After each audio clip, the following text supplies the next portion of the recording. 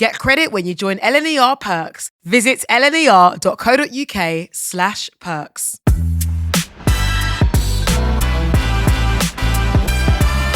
Welcome to The Quiet Coach on Roots from LNER. I'm Clara Antho, and on this episode, we are diving quietly into the travel mind of actor Lennie James. Welcome back to Roots, Lennie. Very excited to hear about your snacks, your hacks, your tracks. First, though, let's get into the mind of the Quiet Coach. How do you wind down when you're away? Can you relax when you're on holiday? Yeah, I a bit like John McClane in Die Hard, bare feet as soon as possible. In a white vest? If I've got one, yeah, but it's not absolutely necessary. Okay. But yeah, I shoes off as soon as it's humanly possible, socks off before it's humanly possible. I don't do the scrunching, but I do need to be in bare feet, and there needs to be music. Okay, because my next question was going to be, how do you switch off? Is it the music that helps you switch off? Yeah. I need music around me. And I've got to a point now where the music needs to be in the room, not in my ears. So it's not putting on headphones in a room. I think more and more headphones is like when I'm out of the house, out of the room, in the company of others, moving from one place to the other.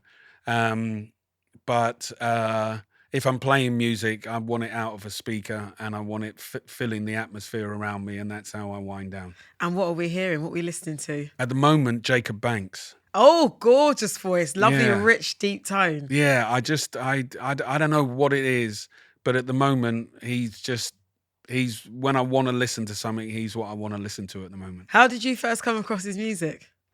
They used it in Save Me. Towards the end of, it's actually the final track in the final episode of Save Me 2, when we have the kind of montage of everyone leaving the pub and Nelly deciding on the decision that he's going to make. The track playing is Jacob Banks. Also, you're being too humble. The BAFTA award winning Save Me. Yes, sorry. Did I forget to mention that? Lean in. Self-promote, Lennie. Come on. Well, yeah, we won a BAFTA. Cash, yeah. So you listen to Jacob Banks, your shoes are off, you're feeling at one with your surroundings. Tell me, besides Dominica, if you want to talk about Dominica some more, that's great. Where has been a place that's really inspired you or changed your life travel-wise? New Zealand. How so? I have one of my best friends at drama school grew up in New Zealand, and through a number of different reasons has ended up being back there, and that's where he raised his family. So if I want to go and see him, I have to go to New Zealand, and I will go willingly. Where he lives is on the southwest coast in a place called Piha, and I don't know what it is. I don't know why, but when I'm there, my soul is at ease. And if I ever do a Dave Chappelle and disappear, please don't come looking for me in Piha, because that's where I'll be. Well, that's been noted. We will stay away from New Zealand when you decide to disappear. Please don't, though, because we like the work you've put out into the world. Yeah. But also, respectfully, we will leave you alone. When I go, that's where I'll be gone. I mean, people do say, I have heard quite a lot, there is a certain, I don't know, like almost a mysticism that people feel when they're in New Zealand. It seems like it's been relatively like untouched and unbothered. It is, and it is, and it isn't, and it's got its issues, and like anywhere does. But it is and has been for quite a long time. And I mean, it's changing now, but it is a kind of bicultural country. It is kind of both European and Polynesian, and there is a spirituality particularly within the Māori community, which is the main indigenous people there, that permeates kind of everything, and people do exist quite easily between something spiritual and something factual, actual, and that's kind of cool.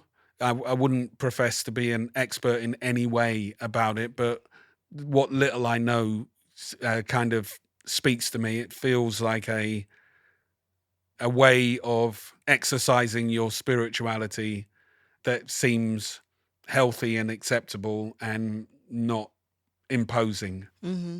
And I like the ethos of it, you know. Again, it's not necessarily something I really know, but I like the way that the Māori say hello. You know, they touch noses and they breathe in your breath and they give you their breath. And that's to say, if you meet us with love, we will meet you with love. But they also have the haka. I love watching hackers. Yeah, and there are two sides of the same people.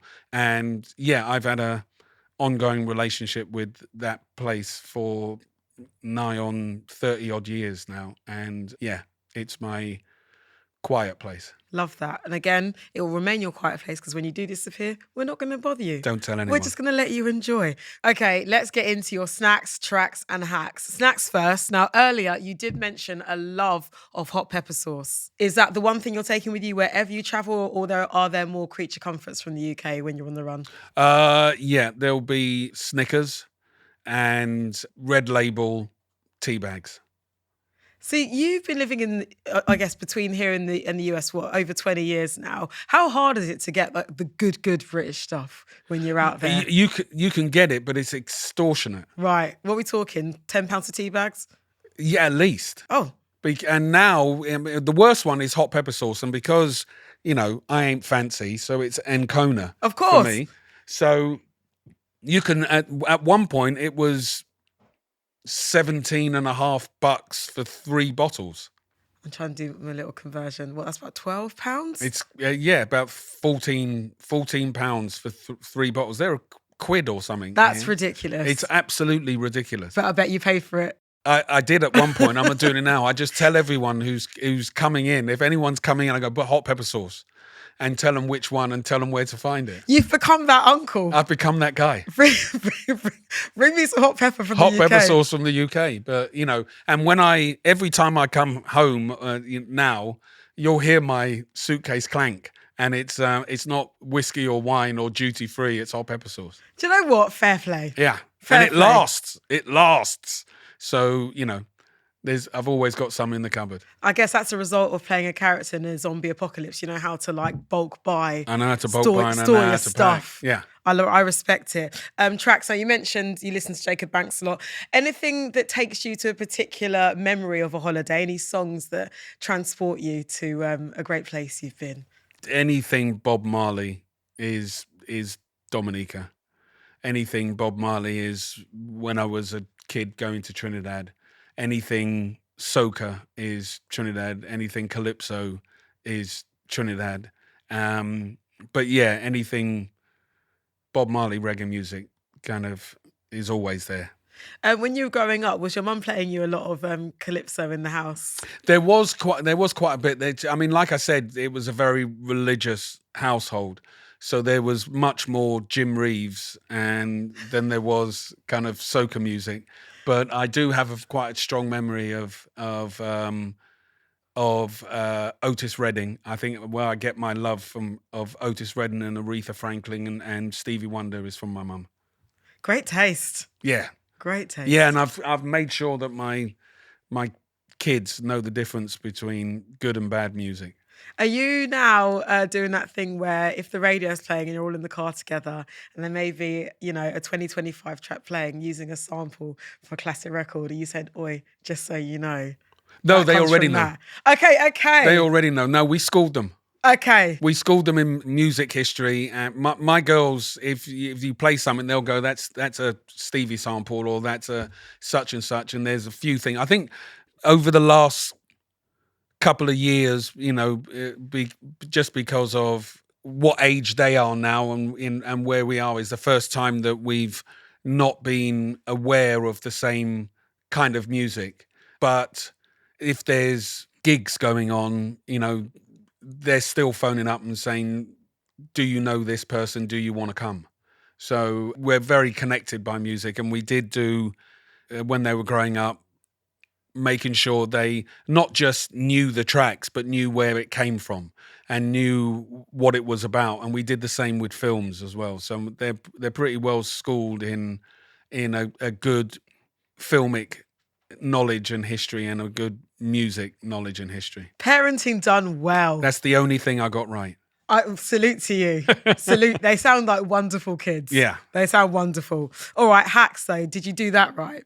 When it comes to packing, like you mentioned earlier, you pack. Roll, don't fold. What are your other travel hacks? What are the I guess the parental tips you can give to us who are novice packers and travelers? Obvious ones, lots of water, always, and take it in a container, not a bottle. Less plastic is all better. And there's now places everywhere that you can fill up and that people will give you water. So I do that. My wife likes to get to an airport stupidly early. I was just gonna ask, are you that guy that gets there 3 hours early? You're like, look, I've checked I am in. if I'm traveling with my missus. Okay. I'm not if it's me. What's the latest you've left it? I don't leave it late. I just don't do it excessive. Right, okay. Do you know what I mean? They say 2 hours, I'll do kind of 2 hours. If you have the air miles and if you can afford it, invest in a lounge card. Go to the lounges, even if it's just for a coffee and a top up or a Bloody Mary or something. Go to the lounges because airports are crazy. And people work hard and they deserve it. They're just crazy, but do that. And I met Smokey Robinson in a lounge, so that might happen. Yeah, it was very weird. And actually, it's a really weird one because it's the other alternative story I was going to tell about where's the weirdest places you've been recognised. It wasn't the place. It was because it was an airport lounge, but our plane got delayed when we're flying from LA back to Atlanta to film. And so we went to the lounge, myself and one of the actresses from the show who were flying back together. And I walked around the corner and there's this man, beautiful looking man with kind of caramel skin and blue eyes. And I was like, Jesus, that man looks like Smokey Robinson. And Alana was like, it's not Smokey Robinson. Can I get my Bloody Mary, please? And I was like, all right. And I went around. And as I'm going around and I ordered the drinks, and I said to the lady behind the bar, is that Smokey Robinson? And she went, yeah, it is. And I think he knows you. And I went, what? And she went, I think he knows you. Just turn around. And I turned around. Smokey Robinson is getting off the phone, saying to whoever's on the phone, I got to go, babe. I got to say hello to this guy. And he puts down the phone and he comes towards me and gives me a big hug. He said, I really love your And I was like, I have a photograph where I am just recovered from crying because Smokey Robinson knows who I am. And the guy who travels with him, who was kind of going, yeah, he really loves you. He watches everything you do. And I was like, my God, hello. And it was Smokey Robinson. Come and see life. So all you need to do is stay hydrated, roll your clothes, work hard, treat yourself to a lounge, and you could end up meeting a Motown legend. You could end up meeting a genuine legend. Love that. Lennie James, it has been a delight to travel with you. You too. Thank you so much. Thank you. This has been fun. Thank you to the incredible Lennie James for joining me on The Quiet Coach with LNER. If you want to check out all the amazing work Lennie is doing for Barnardo's, please head over to barnardos.org.uk. And Lennie will next be on our screens in season 4 of Mayor of Kingstown, out on Paramount Plus later this year. And if you like what you heard today, why not rate and review our podcast, Roots, wherever you get your podcast, and make sure you follow us. Next week, we are joined by the gorgeously voiced Celeste.